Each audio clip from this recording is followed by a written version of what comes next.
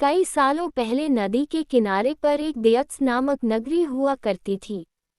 इस नगरी में शासन करने वाला राजा बहुत ही मूर्ख था। वहीं राजा का मंत्री बहुत चतुर था। एक दिन शाम के समय राजा और मंत्री दोनों नदी किनारे टहलते हुए शाम का आनंद ले रहे थे। तभी राजा ने मंत्री से एक सवाल पूछा, क्या तुम बता सकते हो कि यह नदी किस दिशा में और कहाँ तक बहकर जाती है? मंत्री ने राजा को जवाब देते हुए कहा कि यह नदी पूर्व की दिशा में बहती है और यह पूरब देश तक जाती है। इस पर राजा ने कहा कि वह नहीं चाहता कि हमारे देश का पानी पूरब के देशवासी इस्तेमाल करें। राजा ने मंत्री को नदी का पानी रोकने के लिए दीवार खड़ी करने का आदेश दिया। तभी मंत्री ने राजा से कहा कि ऐसा करने पर हमारा ही नुकसान होगा। राजा ने गुस्से में कहा कि पानी हमारा है और पूरब देश वाले मुफ्त में इसका इस्तेमाल कर रहे हैं और तुम बोल रहे हो कि हमारा नुकसान होगा। इसमें हमारा कुछ नुकसान नहीं होगा।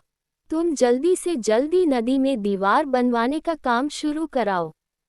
मंत्री राजा की आज्ञा का पालन करते हुए कारीगरों को बुलाता है और नदी के पास दीवार बनवाने का काम शुरू करवा देता है। नदी में दीवार बनाने का काम तेजी से चलने लगा और कुछ दिनों में दीवार बनकर तैयार हो गई। ये देखकर राजा बहुत प्रसन्न होते हैं, परंतु उनकी मूर्खता के कारण कुछ दिन बाद जब बारिश का मौसम दस्तक देता है तो नदी का पानी पूरे गांव में भरने लगता है। धीरे धीरे पानी लोगों के घरों में घुसना शुरू हो जाता है। इससे परेशान होकर सारे नगरवासी एकत्रित होकर मंत्री के पास आते हैं। मंत्री उन्हें आश्वासन देता है कि वह इस समस्या का हल ढूंढ निकालेगा। लोगों की परेशानी सुनकर मंत्री समाधान निकालने के लिए एक योजना बनाता है। मंत्री ने अपने इस कार्य में राजमहल में समय को बताने के लिए घंटा बजाने वाले शख्स को इसमें शामिल किया। वह समय के अनुसार घंटा बजाता था, जिससे लोगों को समय पता चलता था। मंत्री ने उसे कहा कि आज तुम प्रति घंटे की बजाय हर आधे घंटे में घंटा बजाना। उस आदमी ने मंत्री ने जैसा कहा वैसा ही किया। इससे जब सुबह के 3 बज रहे थे तो उसने 6 बार घंटा बजाया। 6 घंटे सुनकर राजा और सभी नगरवासियों को लगा कि 6 बज गए हैं और सुबह हो गई है।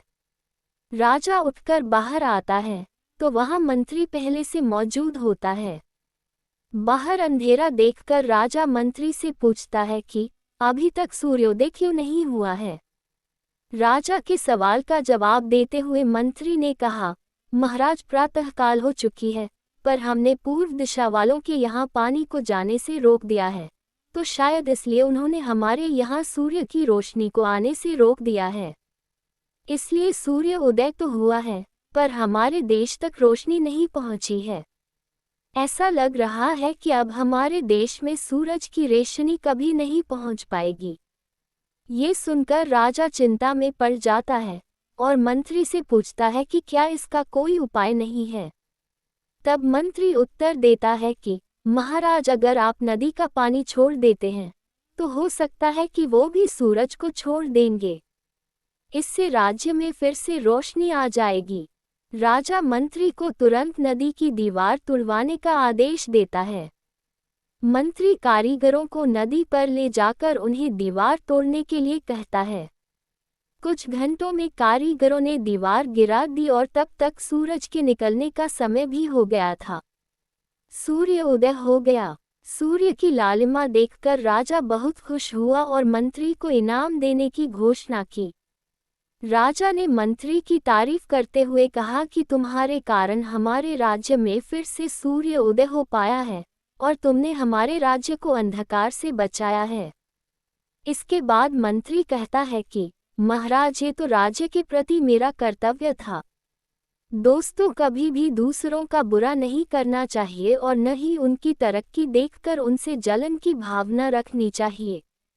दोस्तों, कहानी अच्छी लगी हो तो इसे लाइक करें, शेयर करें और चैनल को सब्सक्राइब ज़रूर करें। धन्यवाद।